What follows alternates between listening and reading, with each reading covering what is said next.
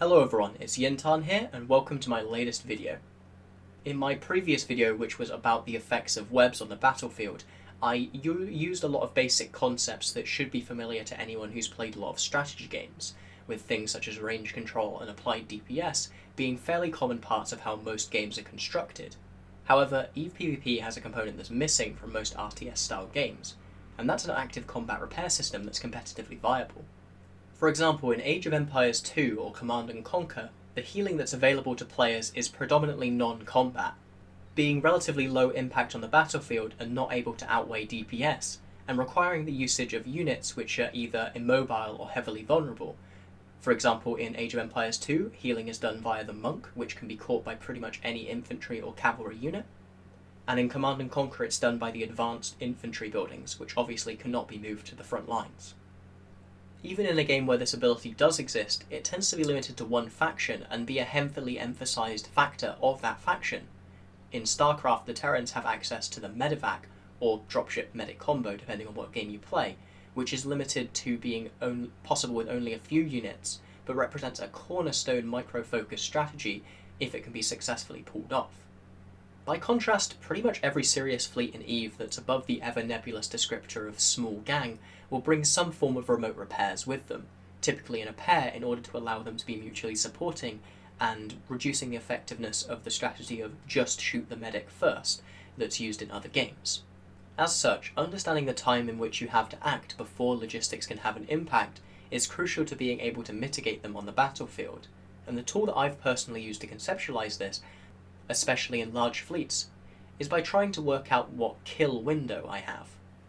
In this video, what I'm going to try and do is explain what I mean by that, and also to explain the theory that goes behind why I think of the game in that way. One of the key things that is important to understand is that when repairs impact a targeted ship, your fleet's effective DPS is going to be reduced even if it isn't completely nullified. This is because your DPS is now working against the active tank provided to it by the logistics wing of the opposing fleet. And whilst you still might be able to break the target during this state, it's likely to be an inefficient use of your fleet's DPS unless you can secure the kill quickly. To put this in context, let's imagine that you're in a fleet that does 10,000 DPS and you're shooting at a ship with 200,000 EHP versus your damage profile. If you're able to shoot at it at 10 seconds, it will be at half HP with only 100k EHP left. However, if at this point reps start landing on the target, and you are now fighting against a 7,500 DPS active tank, it will take you 40 seconds to kill the target, as you're only doing an effective 2,500 DPS.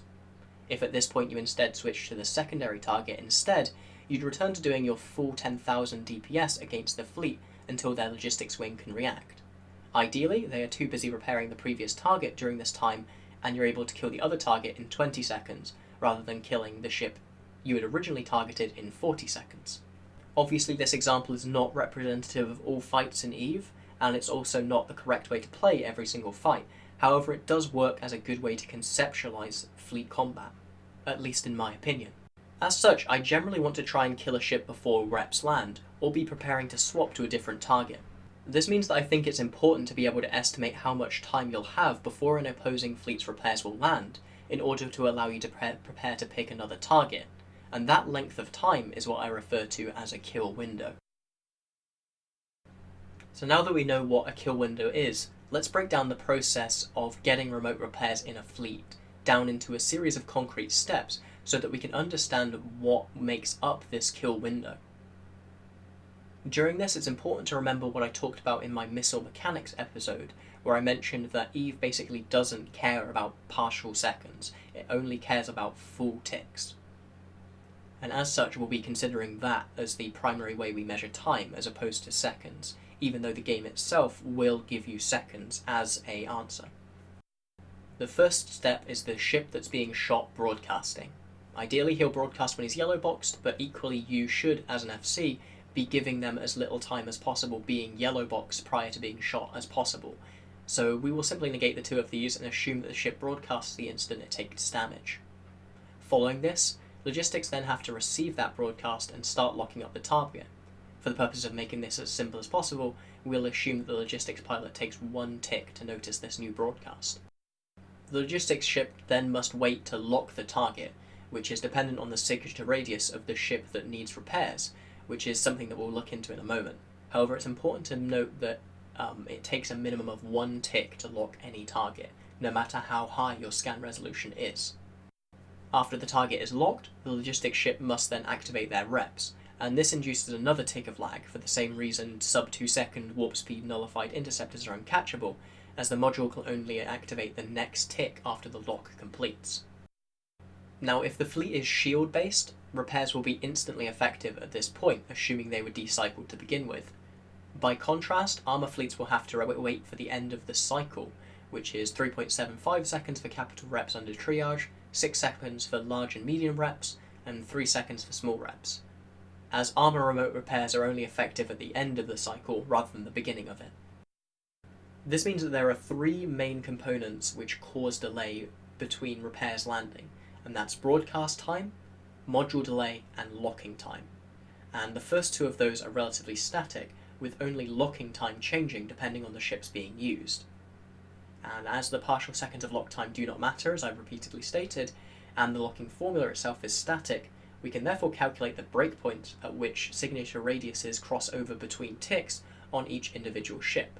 And I'll put a big graph up here, but if you want to read it in more detail, I will link it in the description below.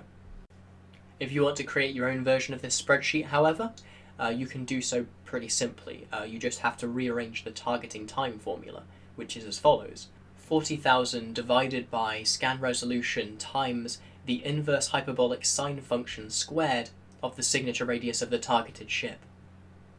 Yeah, I don't know how they came up with that one either. Now, with all this crunched down, what we can do is we can take a specific signature radius and use that to figure out the logistics delay that we will have against that specific signature radius. And in this case, I picked the Ferox, which has a signature radius of 423 millimeters. As before, you can take a look at this graph in more detail in the link in the description below. As you can see, what this roughly equates to is that armor ships have to wait twice as long as shield ships in order to receive repairs, which means that any armor ship has to be able to survive for a longer period of time under fire before it can stabilize. This contributes to armor doctrines having a much larger kill window to try and take advantage of, as a result in the delay of armor repairs applying to the target, which is then compensated for by a greater buffer tank in armor ships and the freeing up of mid-slots, which allows them to further mitigate damage through E-War. The estimation of the delays here is obviously a little optimistic as well, as each factor in this equation is reliant on perfect piloting and skills, which is unlikely in any tranquility combat situation. However, what it should do is serve to make it clear where the hard cutoffs are, and illustrate that if after 10 to 15 ticks of shooting a subcap, if it's not dead or in the process of very quickly dying, it probably isn't going to die in the first place. And this is because at this point the advantage in time your fleet has to shoot at a target whilst the fleet logistics are unable to support him has passed, and they should have him locked and be able to keep that target alive, which maximises their effective usefulness on the battlefield. I will, however, note that this is a rule of thumb and will not be correct in all cases. For example, back in the olden days when triage wasn't, triple or quad injected, it was worthwhile to shoot at a target in order to force that triage to spend capacitor in order to repair it, so that you could eventually turn on that triage who has spent a lot of his resources keeping his fleet mates alive.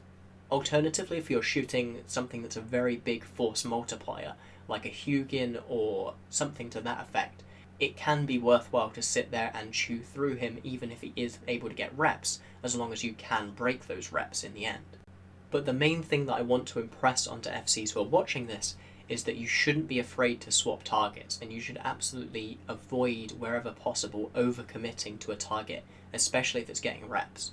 A mistake that I see a lot of new FCs make is staying on a target even when it's repped up to like half shields or even 3/4 shields, just because it has structure damage, and that means that it has a lower EHP than a ship that doesn't have structure damage.